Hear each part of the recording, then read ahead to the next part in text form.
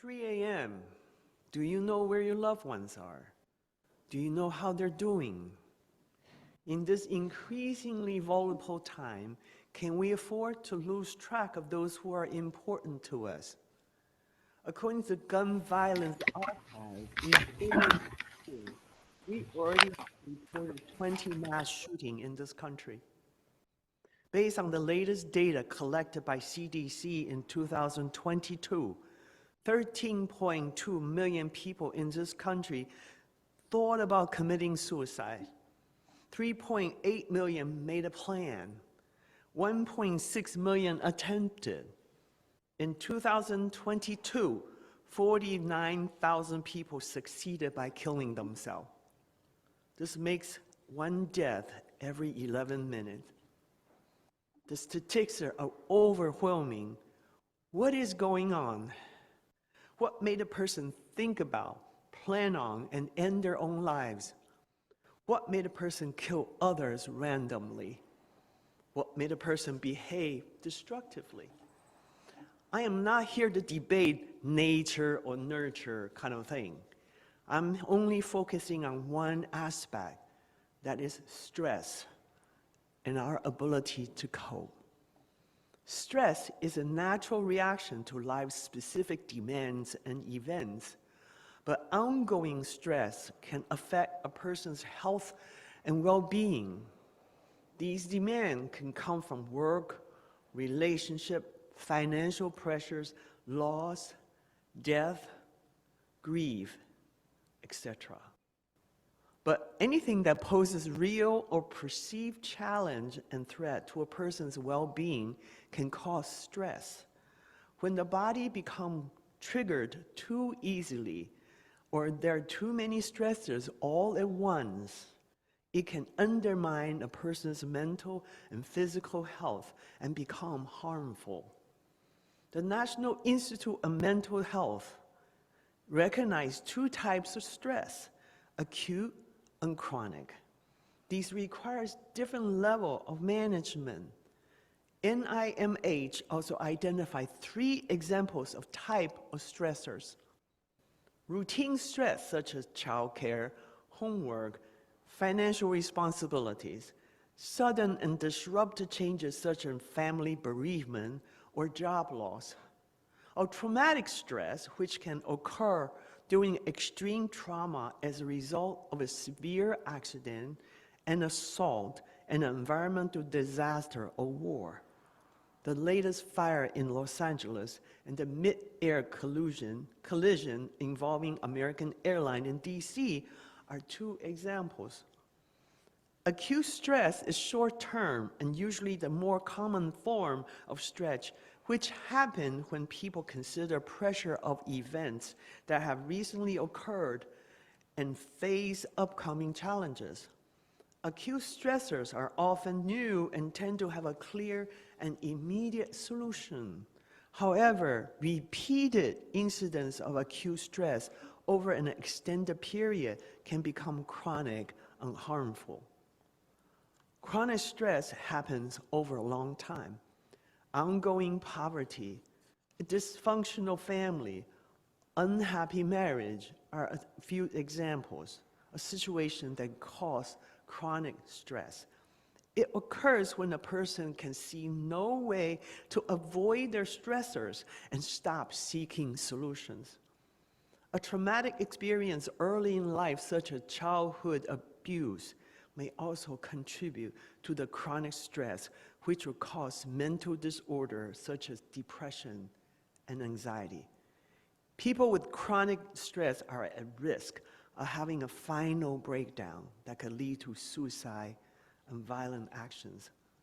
Under these stresses, we not only lose impulse control, but many of us seem to lack the ability to deal with emotions such as anger, burned out, fatigue, feeling insecurity, forgetfulness, irritability, restlessness, sadness, depression, PTSD. Mental health is the overall wellness of how we think and behave and manage our feelings. A mental health condition may be present when the pattern and changes in thinking, feeling, and behaving causes distress and disrupt a person's ability to do daily activity. DSM, which represents Diagnostic and Statistical Manual of Mental Disorder, is a guide published by American Psychiatric Association that explains the signs and symbols of several hundred mental health conditions, including anxiety, depression, eating disorder, post-traumatic stress disorder, and schizophrenia. Health insurance company use the coding system of DSM to decide on coverage and benefits. They also use it to decide how much to pay mental health professional for the care they provide. Not every mental stress leads to mental disorder. Not every diagnosis leads to risky outcome. Our culture still has a stigma when it comes to mental health. People do not seek therapy, help, because they don't want to be labeled as crazy, or because the limitation of their insurance coverage. I believe our mental health is much more important to cultivate than what the insurance company will pay for. I'm going to share a collection of signs, like warning signs. You do not need to memorize it. You do not need to take notes, because at the end of the service, we'll give you a handout. It's a collection from very different sources, okay? In general, a person may need professional help when they have the following signs, okay? Big personality changes, eating, sleeping patterns, inability to cope with problems of daily activities, lack of connection or withdrawal from daily activities, exaggerated belief or thinking that's not based on reality, a large amount of fear and nervousness, lasting feelings of sadness, helplessness, and hopelessness, thoughts or statements about suicide and or harming others, problems with drinking, smoking, or using drugs, large mood swing, lots of anger and hostility, and maybe some violent behavior. Suicide is a complex and due to many combinations of factors. Some part of it has to do with mental illness, substance abuse, trauma, painful losses, exposure to violence, and social isolation. We need to act if we notice these signs among family members, friends, neighbors, coworkers, and others. Sometimes even just feel it for ourselves. Here are some warning signs. Talking about making plans for suicide, acting anxious, agitated, behaving recklessly, talking about being a burden to others, talking about feeling trapped in unbearable pain, increasing use of alcohol and drug, talking about feeling hopeless, having no reason to live, sleeping too much or too little, withdrawing or feeling isolated, showing rage and talking about seeking revenge, displaying extreme mood swing, stop doing self-care, get in trouble with the law, avoiding friends and family or social activities.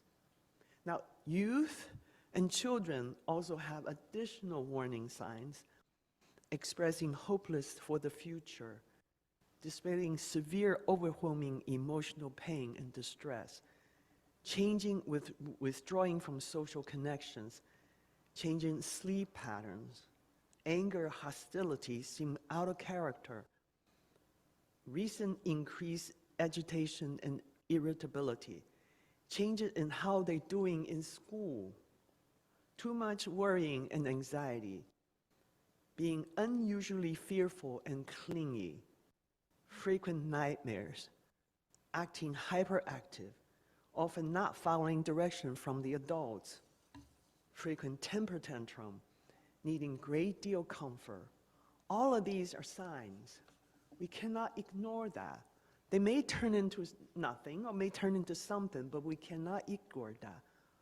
We can learn much more about these symptoms by looking into literature put out by National Institute of Mental Health and other organizations, so we can pay attention. Whenever there are a mass shooting, right-wing politicians would say that guns don't kill people, the people kill people. They claim that the solution is to improve mental health. But beyond thoughts and prayers, I haven't seen any real policy and funding changes to improve our mental health. When someone commits a mass shooting, we tend to blame the individual, but seldom focus on how, as a society, we have co-created the phenomenon.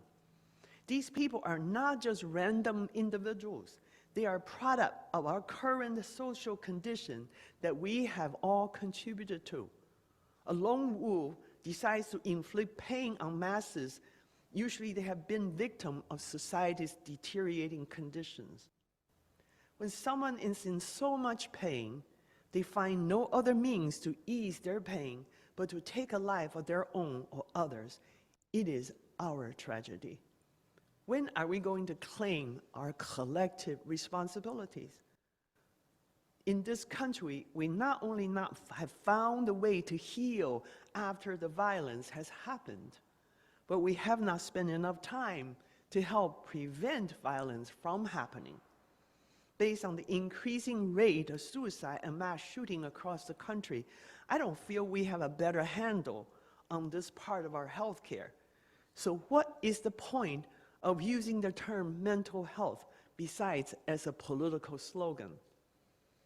There's a breakdown in terms of relationship in this modern society. Internet, social media has replaced the need-to-need, high-touch communication. Reality TV has replaced reality. This is not the way to build real relationship. What we have left is our primitive response of fight, flight, or freeze, which potentially would do more harm to ourselves and others. We are social animals, no matter how introverted some of us are. In this modern society, we are so connected, yet we're so isolated when there is no communal support. Isolation can protect us from outside threat, but can also hasten our tendency to go into narrow and dark corners of our psyche. Hopeless, depressed, and isolated, some people will feel they have nothing to lose. When we feel there's no light at the end of our tunnels, we think about ending it all or take someone with us. There is no magic bullet when it comes to cultivating mental health. It requires that we surround ourselves with beloved community. If we care enough about one another, we must put them on our radar screen, often so no one has to feel alone. When we're struggling or someone we know is having thoughts of suicide, we must get help as soon as possible. Families and friends are often the first to recognize the warning signs of suicide. They can take first step toward helping the loved one finding mental health treatment. If someone they tell you they're going to kill themselves, do not leave them alone. Do not promise you'll keep their secret. Tell a trusted friend, find trusted sources, call 911 if there's immediate life-threatening situation, or you can call 988, which is a suicide crisis hotline. Somebody on the other end of the line will help.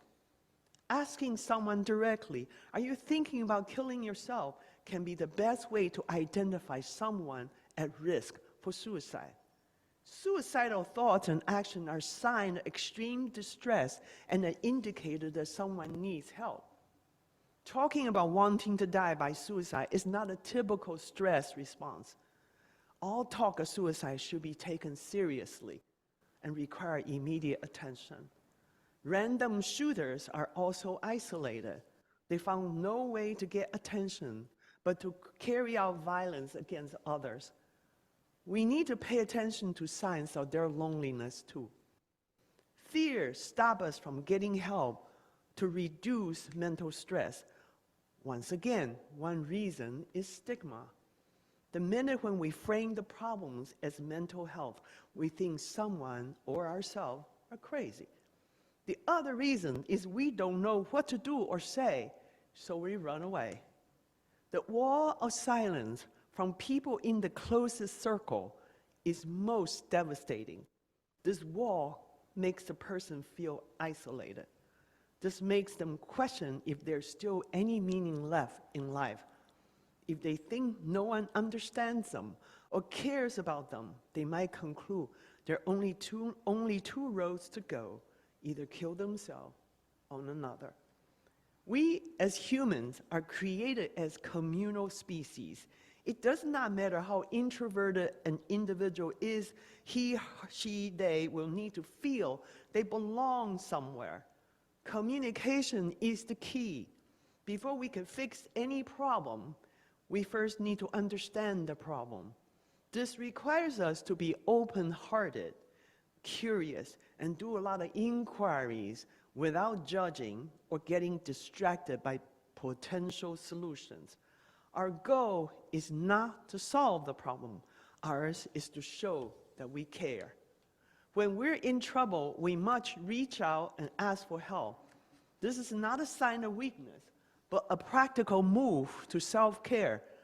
My late partner was a veteran whose combat experience have left a huge impact on him. Although most of his life he was highly functional, but the way he handled mental stress is by hiding in the cave of his mind or in the bottle. Verbal communication was not his strength.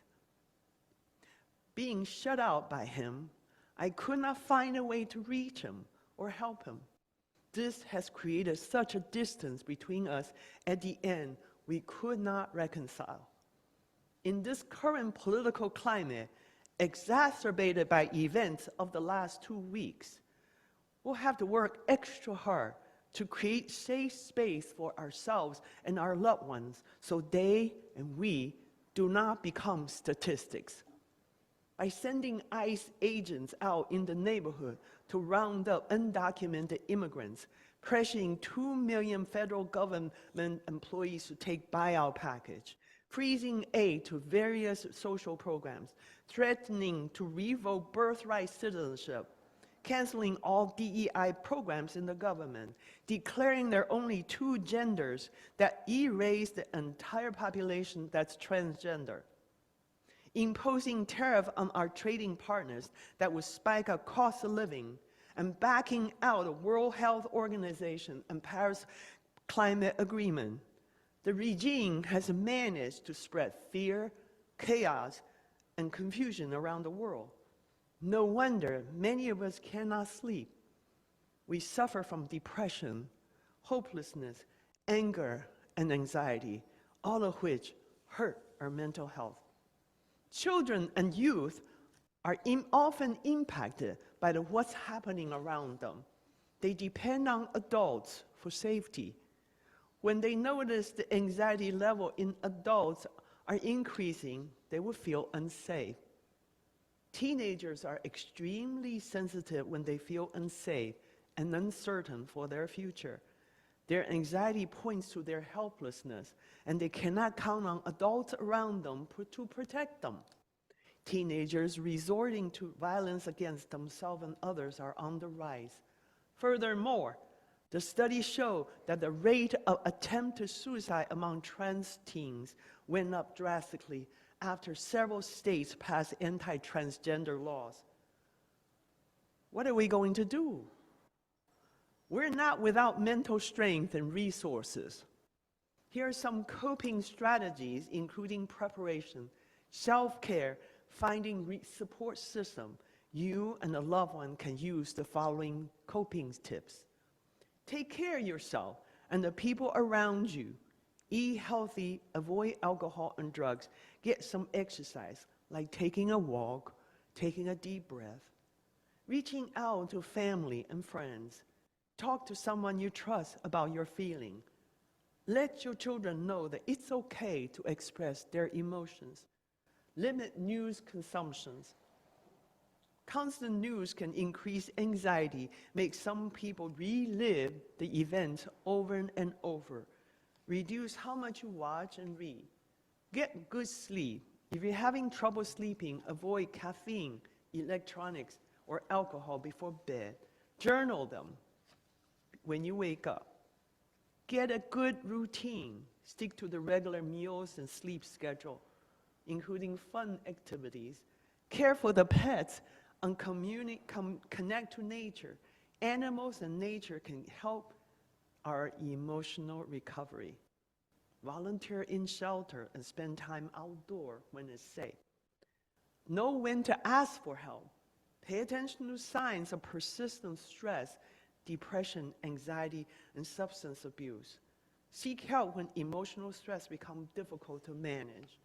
Join the support group. They often is a safe space to share experience so we don't feel so alone.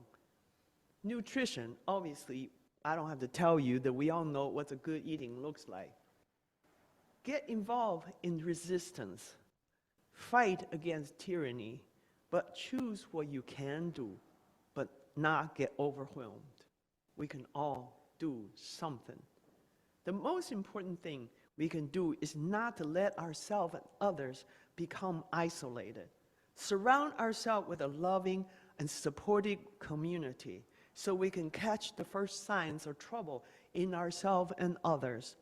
Together as UUs, we must stand up and use our collective power to change our circumstances. Amen.